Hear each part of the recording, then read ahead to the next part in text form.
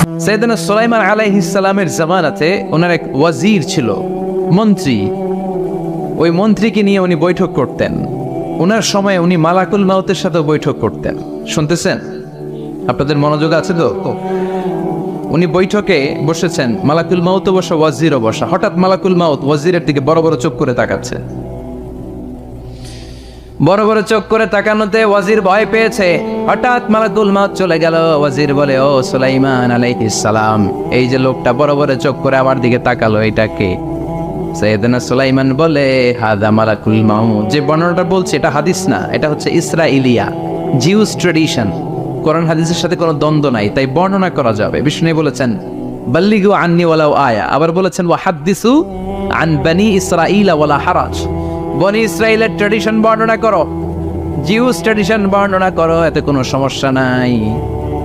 ওয়াজির বলে, ও সাইয়েদনা সুলাইমান, বড় বড় চোখ করে যে তাকালো, লোকটাকে? সাইয়েদনা সুলাইমান বলে, হাদা মালাকুল মাউত, এটা মৃত্যুর ফেরেশতা। ওয়াজিরের কলিজায় পানি নাই। এটা কি ফেরেশতা? শুনে তো পিলে চমকে গিয়েছে। কয় কি? মালাকুল মাউত তো আমার চিনে ফেলাইছে, বাড়ি চিনে ফেলছে আমার খবর আছে। সাইয়েদনা সুলাইমান আলাইহিস সালাম জিনদেরকে দিয়ে কাজ করাতেন, মেঘমালাকে দিয়ে কাজ করাতেন, বিশাল সিংহাসন নিয়ে পৃথিবীর প্রাচ্য থেকে পাশ্চাত্যে ঘুরে বেড়াতেন। সাইয়েদনা সুলাইমানকে ওয়াজির বলে, ও সুলাইমান, মেঘমালাকে আদেশ করে দেন, আমি আর এই ফিলিস্তিনের ভূখণ্ডে থাকতে চাই না। আকাশের মেঘমালার উপরে আমারে বসিয়ে দেন, আর বলে দেন আমারে নিয়ে যেন আকাশের মেঘমালা হিন্দুস্তানের ওই দূর পর্বতে রেখে আসে। আকসা আল হিন্দ, হিন্দের সবচেয়ে দূরবর্তী জায়গায় যেন আমারে রেখে আসে। সাইয়েদনা সুলাইমান বললেন, আকাশের মেঘ যাও, আমার ওয়াজিরকে নিয়ে হিন্দুস্তানের একটা উপদ্বীপে রেখে আসো।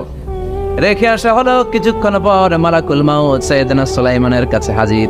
সাইয়েদনা সুলাইমান বললেন, ও মালাকুল মাউত, কই ছিলা? একটু আগে হিন্দুস্তান থেকে আপনার ওয়াজিরের রূহ কবজ করে আসছি। সুবহানাল্লাহ পড়েন। এটা আবার কেমন কথা, তুমি ওইখানে গেলা কেন? কয়, রব্বুল আলামিন কিছুক্ষণ আগে আমার কাছে পায়গাম পাঠিয়েছে, যাও সাইয়েদনা সুলাইমানের ওয়াজিরের রূহটা কবজ করো। কবজ করার জায়গা হলো হিন্দুস্তানের উপদ্বীপ। কোন জায়গায়? মালাকুল মাউত এসে দেখে সুলাইমান নবীর সাথে মিটিং করে। ওয়াজির কার সাথে মিটিং করে? সুলাইমান নবীর সাথে। কিন্তু ফরমানে লেখা রূহ কবজ করতে হবে কোথায়? হিন্দুস্তানে। সুবহানাল্লাহ না? এই জন্য বড় বড় চোখ করে আমি তাকিয়েছি, আর মনে মনে ভাবলাম টাইম তো নাই, কারণ মৃত্যু তো অন টাইমে হতে হয়। এখনই ওর রূহ কবজ করতে হবে। কেমন করে ওইখানে যাবে আমি জানি না, আমি আগে চলে যাই। মালাকুল মাউত চলে গেল, যে দেখে ওই জায়গায় ওয়াজিরও হাজির। সাথে সাথে রূহ কবজ করে আল্লাহর কাছে চলে গিয়েছে। পড়েন সুবহানাল্লাহ। এই জন্য আল্লাহ বললেন, মালাকুল মাউত আমি নির্ধারণ করে দিয়েছি, পৃথিবীর প্রতিটি মানুষ মালাকুল মাউতকে দেখবে, চাক্ষুষ দেখবে, ভালো হলেও দেখবে।